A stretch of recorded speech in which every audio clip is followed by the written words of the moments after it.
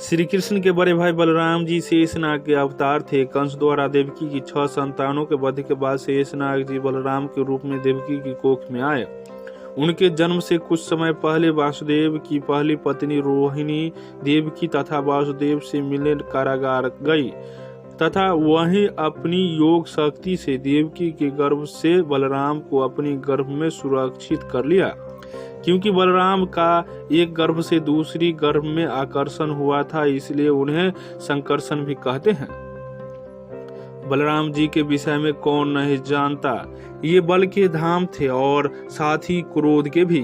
जहाँ कृष्ण अपनी मुस्कान और शील स्वभाव के लिए प्रसिद्ध है, वहीं बलराम को उनके क्रोध के लिए जाना जाता है। वैसे भी वे नाग वंश के थे और नागवंशी क्रोधी स्वभाव के लिए जाने जाते हैं। यदुवंश के संहार के बाद इन्होंने समुद्र तट पर अपनी देह त्याग दी और अपने धाम लौट गए। बलराम की शक्ति जानते हुए जरासंध को बलराम ही अपने लायक प्रतिद्वंदी दिखाई देते थे, अन्य कोई नहीं। यदि कृष्ण जी की योजना भीम द्वारा जरासंध के वध की नहीं होती तो बलराम ही जरासंध का वध कर चुके होते।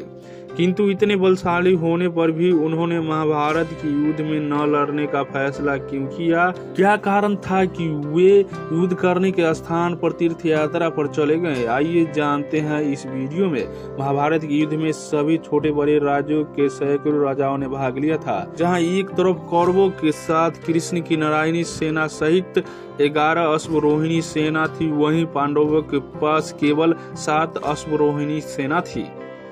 ऐसे में भी जब कृष्ण निशस्त्र पांडवों के साथ थे, बलराम ने युद्ध न करने का प्रण लिया और तीर्थ यात्रा पर निकल गए। और तो और उन्होंने कृष्ण को भी यह सुझाव दिया कि युद्ध में हिस्सा न ले, क्योंकि दोनों ही पक्ष हमारे संबंधी है और किसी एक का पक्ष लेना दूसरे के साथ अन्याय करना है। दोनों ही पक्ष अधर्म कर रहे हैं और इसमें यदि हम सम्मिलित हुए तो भी वह अधर्म ही होगा।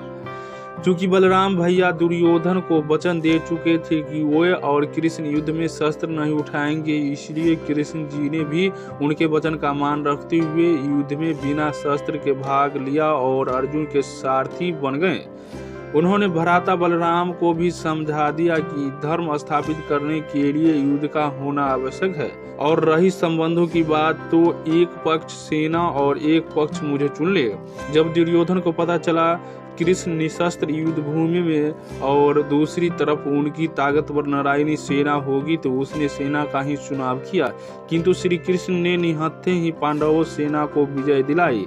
इस प्रकार उन्होंने बलराम के वचन का मान भी रखा और यह युद्ध भी पूर्ण किया। क्योंकि जब प्रश्न धर्म का हो, कृष्ण जी स्पष्ट रूप से धर्म के साथ खड़े हो जाते थे, चाहे विपक्ष में उनके अपने क्यों न हो।